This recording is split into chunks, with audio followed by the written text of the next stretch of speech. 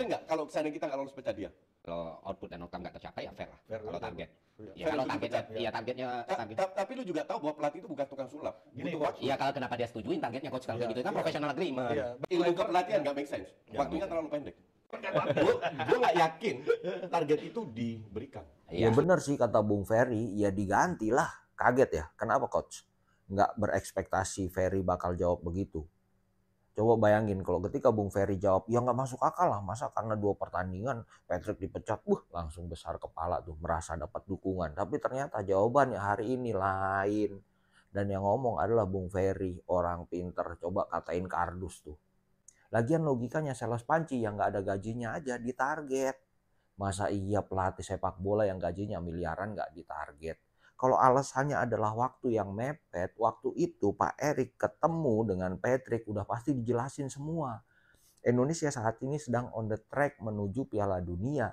Jadi kalau lu masuk otomatis nggak ada proses lagi. Waktu kita mepet, mau nggak mau lu bisa membuktikan. Tanda tangan ini kontrak. Kalau mau ambil, kalau enggak ya udah nggak apa-apa. Kan tujuan Pak Erik mengganti Sintayong untuk memperbesar peluang Indonesia masuk ke Piala Dunia. Bukan cuma sekedar menyingkirkan Sintayong. Kan Pak Erik juga nggak jahat.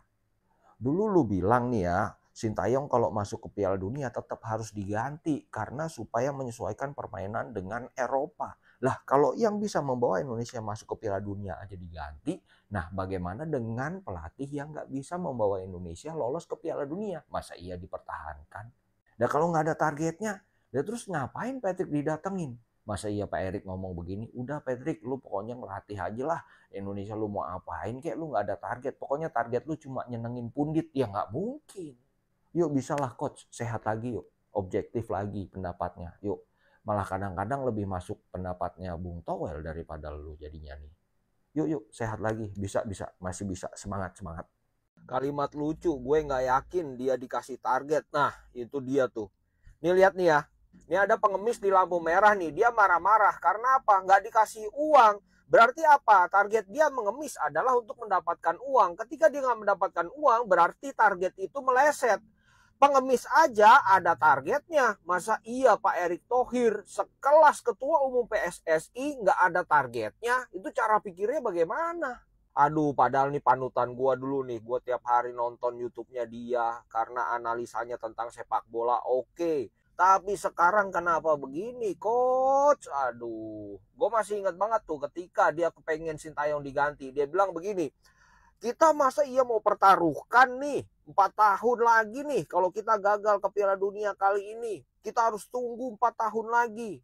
Tapi sekarang katanya nggak dikasih target. Ya kan nggak mungkin Pak Erik itu Menteri BUMN, dia juga owner perusahaan besar, sudah membawahi ribuan karyawan. Nggak mungkin dong nggak menetapkan target. Masa iya Patrick dipanggil, Patrick lu kesini dah ngelatih Indonesia. Udah nggak usah target, nggak usah shoot on goal pun nggak apa-apa, nggak usah cetak gol nggak apa-apa. Yang penting nyenengin pundit nih, yang udah kasih saran gua biar dia seneng. Kan nggak mungkin begitu. Panutan gua gimana nih yang dulu tiap hari gua tonton di YouTube kenapa jadi begini. Ayolah sehat lagi lah, jangan begitulah.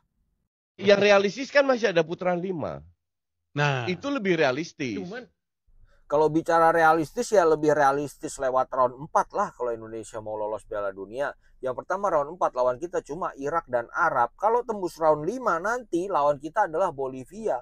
Bolivia kemarin kalahin Brasil 1-0, makanya dia lulus ke playoff. Jadi gitu ya, bedakan antara realistis untuk masuk ke Piala Dunia atau realistis sejauh mana Indonesia bisa melangkah di kualifikasi Piala Dunia. Kalau bicara soal peluang masuk Piala Dunia, realistisnya Indonesia lewat jalur round 4 karena lawannya jauh lebih mudah dari round 5 nanti yaitu Bolivia. Tapi kalau realistis sejauh mana Indonesia bisa melangkah di kualifikasi Piala Dunia, ya sampai round 5. Yaitu sampai nanti lawan di CONMEBOL gitu. Nggak masuk Piala Dunia, tapi bisa sampai round 5. Tapi kalau cuma sampai sejauh itu, Sintayong juga bisa. Ngapain kemarin ganti pelatih? Kemarin bilangnya karena ganti pelatih ini bisa memperbesar peluang Indonesia masuk Piala Dunia, yaitu sekitar 70-80% peluang Indonesia masuk. Sedangkan bersama Sintayong peluangnya nggak sampai segitu. Nah, ini bukannya gue benci sama orangnya, enggak. Gue cuma mau bilang aja ke teman-teman.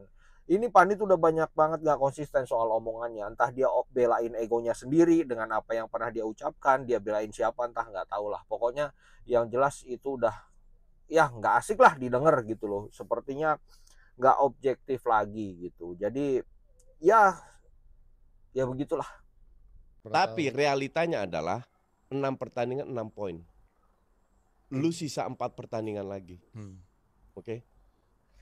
Kalau memang lolos ke round 4 itu adalah kehebatan Patrick dengan pertandingan yang sedikit tapi mendapatkan poin yang sama dengan STY, berarti lu secara nggak langsung juga mengakui sepak bola itu nggak butuh proses. Buktinya Patrick hebat, iya kan?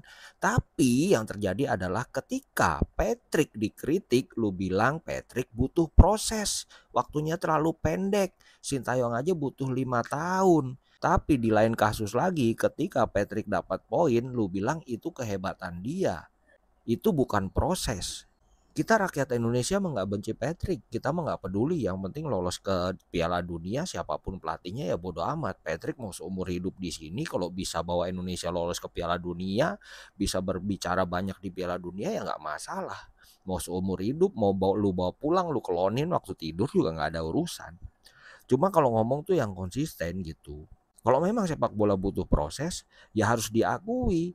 Patrick dengan pertandingan sedikit kemarin, ya itu bukan kehebatan dia. Itu hasil dari proses yang sekian lama dibangun. Ini giliran dapat poin, ini kehebatan Patrick. Giliran dikritik, Patrick butuh proses. Ini gimana sih? Konsisten aja, konsisten.